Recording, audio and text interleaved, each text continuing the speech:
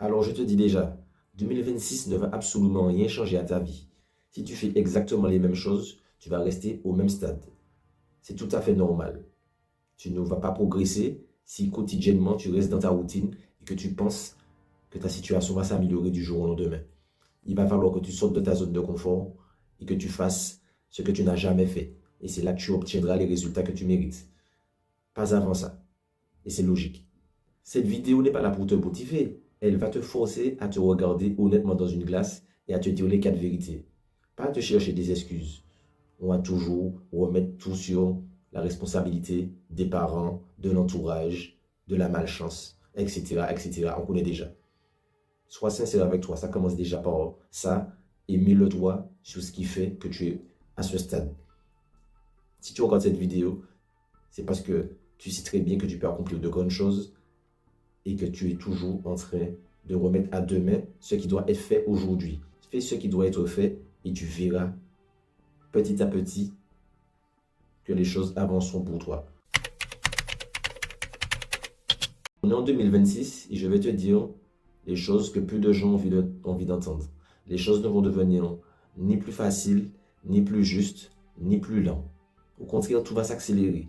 Car si tu regardes bien les actualités et ce qui se passe dans le monde, nous sommes carrément au point d'une nouvelle ère. Si tu n'as rien changé, ni en 2024, ni en 2025, alors 2026 serait exactement la même chose pour toi. Tu feras juste un copier-coller de tes dernières années en te disant inlassablement que un jour, tu lanceras ce projet pour lequel tu cogites depuis des années. Ça fait un moment que tu te dis que tu te lances et pourtant, tu es au même stade. Pourquoi? Et tout ce que je te dirai, c'est ce que j'ai vécu. Je l'ai payé en temps, en énergie, en dur labeur, en échec, en faillite. Et pourtant, me voici là devant toi à te dire les quatre vérités. Je ne suis pas ni mieux que toi, ni plus riche, ni plus pauvre. Je suis juste quelqu'un qui essaie de te dire les choses pour que tu puisses enfin comprendre que c'est sûrement le moment de te lancer et que ce n'est pas une question d'année. Quand ce n'est qu'un numéro qui change sur le calendrier, mais tu es au même stade que tu étais hier. C'est ça le problème. Personne n'est jamais prêt. Tous ceux qui se sont lancés avant toi et qui ont réussi, ou que tu penses qu'ils ont réussi, sont sur le chemin. C'est juste qu'il y a eu un jour J, c'est le jour où ils ont décidé qu'ils vont arrêter d'attendre qu'on leur donne le feu vert. Il n'y a pas de feu vert. C'est toi. Ton premier ennemi, c'est toi. Et quand tu te regardes dans un miroir, tu peux te le dire honnêtement.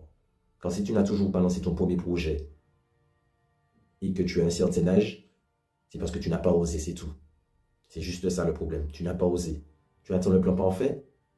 Le plan parfait n'existe pas. C'est toi qui vas le construire, ce plan parfait.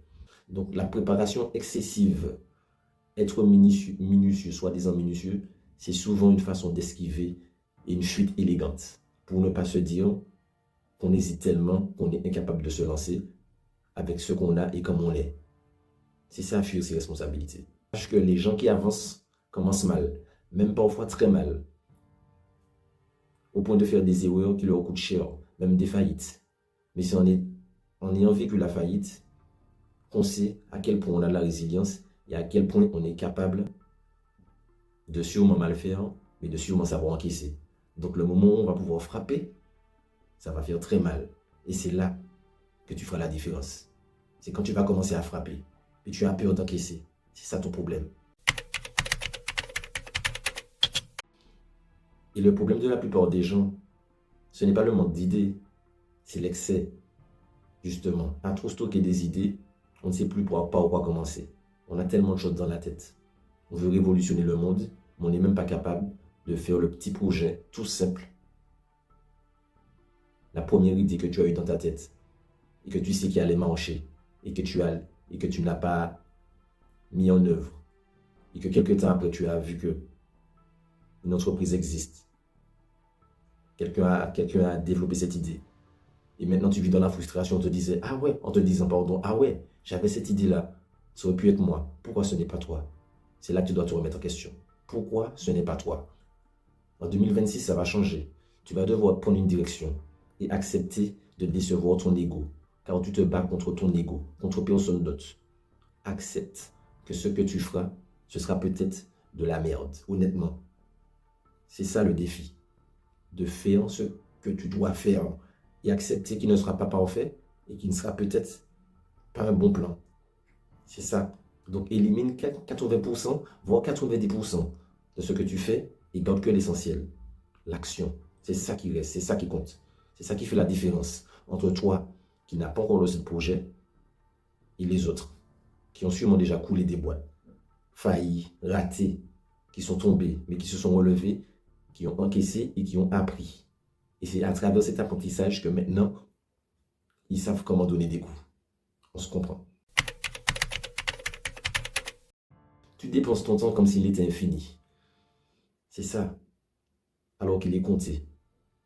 Le temps que tu passes à regarder Netflix ou à jouer avec les copains ou à scroller très souvent, c'est le temps que tu dois passer en te formant, en regardant des tutoriels, en tâtant le terrain, en faisant les choses concrètement et voir ce que ça donne. Arrête de perdre ton temps. Chaque semaine que tu laisses passer sans décision, tu te confortes dans l'idée que tu n'es pas capable de faire, alors que tu es capable de faire de grandes choses. Le temps n'est pas neutre. Il valide ce que tu te répètes. Je te répète, le temps n'est pas neutre. Il valide ce que tu te répètes. Qu'est-ce que tu te dis au quotidien? Tu le feras demain. J'attends d'avoir plus d'argent, d'être mieux formé, d'avoir les compétences. Que de bonnes excuses. Que de bonnes excuses. Et c'est ça ton problème. Tant que tu cherches l'approbation extérieure de tes proches, de ton entourage, tu restes à leur merci. Tu restes dépendant du regard des autres et de ceux qui pensent de toi. De leur jugement, en ayant peur de mal faire, tu penses qu'ils vont se moquer de toi. Et la majorité d'entre nous, on demande des avis, des conseils à des gens qui n'ont jamais entrepris. C'est ça le plus grave. Tu as peur du regard de ceux qui ne font pas mieux que toi, qui n'ont jamais cru eux-mêmes en leur projet, qui ne se sont jamais lancés. C'est ça ta plus grosse bêtise. Arrête d'attendre qu'ils te valident alors qu'eux-mêmes ne se sont jamais lancés. En 2026, la règle est simple. Soit tu assumes seul, soit tu restes bloqué avec les autres. Je te répète, soit tu assumes seul, soit tu restes bloqué avec eux. Fais ton choix. La liberté n'est jamais confortable au début. Parce qu'elle ne vient pas comme ça, elle ne tombe pas du ciel. Tu vas devoir faire des choses pour avoir cette liberté. Cette liberté que tu veux. La liberté de voyager, de te payer ce que tu veux, de faire plaisir à ceux que tu aimes. Ça ne va pas tomber comme ça. Ça va passer par des sacrifices, des échecs. Il va falloir être résilient, nager parfois contre-courant, passer des tempêtes, accepter que tout va être détruit sur ton passage et que tu vas devoir reconstruire à zéro. C'est ça l'entrepreneuriat. Il s'agit donc de ça.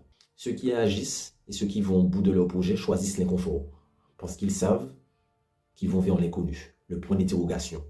Qu'est-ce qui m'attend à travers ce projet? Et c'est parce qu'ils n'ont pas peur qu'ils réussissent ou qu'ils ne réussissent pas, mais qu'ils tentent et qu'ils apprennent. De toute façon, il y a une règle simple dans la vie. Soit tu réussis, soit tu apprends. Tu n'échoues jamais. Un projet te permet toujours de te perfectionner pour atteindre un autre projet. Chaque jour, concrètement, fais quelque chose que tu n'as pas envie de faire, fais quelque chose que tu n'as pas encore fait et qui est censé te faire avancer dans ton projet. Fais-le. Si tu dois démarcher, aller faire... si tu n'aimes pas l'administratif et ça fait un moment que tu sais que tu as quelque chose à faire et que tu tournes en rond en disant je le ferai demain, prends l'habitude, note. Si tu as un calendrier sur ton téléphone, note chaque jour ce que tu as à faire et ne cherche pas des excuses pour ne pas le réaliser. Et un conseil, simplifie les choses au lieu de les optimiser. Tu vises trop la perfection. Simplifie les choses. Les projets qui réussissent le mieux sont souvent ceux qui répondent à un problème simple. Tu veux optimiser une vie que tu n'as même pas encore construite. Ça n'a pas de sens. Commence déjà par te construire. Et petit à petit, brique par brique, pièce par pièce, là, tu pourras attaquer les finitions. Tu ne peux pas commencer les finitions alors que tu n'as même pas encore bâti. Ça n'a pas de sens. L'optimisation vient après la clarté, jamais avant. Je me répète, l'optimisation vient après la clarté, jamais avant. C'est réel, c'est logique. Tant que tu diras que c'est la faute du système, la faute des autres, tu n'auras aucun pouvoir sur toi et sur les décisions que tu prendras. Parce que c'est si facile de remettre la faute sur quelqu'un. Surtout quand ça ira mal. Surtout quand ça ira mal. Il ne faudra pas remettre la faute sur quelqu'un. Même si ça vient de quelqu'un. Il faudra toujours t'accabler toi. Si c'est la faute de quelqu'un, c'est parce qu'il y avait une faille de ton côté. Soit tu as fait confiance, soit tu as été laxiste ou négligent. Ça vient forcément de ton erreur. Sois sincère avec toi. Accepte la réalité. Fais un essai. Essaye. Arrête de te plaindre pendant 30 jours. Chaque jour que tu te réveilles, n'oublie pas que tu as la santé. Tu as tout ce qu'il faut pour pouvoir accomplir des choses. Tu as les moyens, les capacités. Exactement comme eux. Arrête de te plaindre pendant 30 jours. Lève-toi tous les matins. Fais ce que tu n'aimes pas faire. Fais ce qui doit être fait. Et observe le changement. Et tu verras si tu avances ou pas. Si tu prends ces petites décisions-là, ta vie ne va pas changer du jour au lendemain. C'est logique. Parce qu'il faut prendre le temps de faire les choses. C'est la persévérance qui va te faire arriver. N'oublie pas ça. Pas à pas. Et même les petits pas, ce sont des pas. Tu ne les vois pas, tu ne les ressens pas. Parfois, tu les négliges. Tu as l'impression que les autres vont plus vite. Tu te compares aux autres. Ne fais pas ça. Prends le temps qu'il faut et accepte ta situation telle qu'elle est. Le but, c'est que dans ton esprit, ton état d'esprit, ton mindset d'entrepreneur, les choses doivent être faites. Ça prendra le temps qu'il faut, mais tu sais que tu gardes le bon état d'esprit. Comme tu vois, je ne suis pas là pour te vendre de formation ou te raconter des anecdotes farfelues. Tout ce que je te dis, c'est parce qu'il y a du vécu derrière. J'ai déjà fait faillite, j'ai déjà relancé des entreprises. Et jusqu'à présent, je me bats chaque jour. Et c'est pour ça que je me permets de venir te donner ce conseil. Ça fait un moment que tu tournes autour. Quand ça sert à ça de regarder des vidéos pour nous motiver. C'est pour passer à l'action.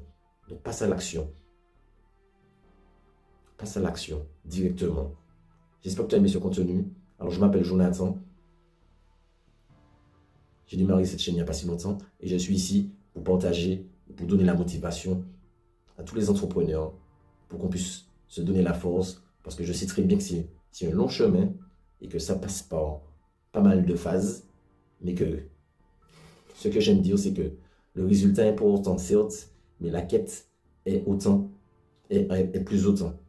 La quête est aussi importante que le résultat final. Parce que c'est sur ce chemin-là qu'on profite et qu'on acquiert le plus d'expérience. Et c'est ça qui nous fait grandir. Jour après jour, on apprend ensemble. Allez, c'était Jonathan. Ciao, on se voit dans une prochaine vidéo.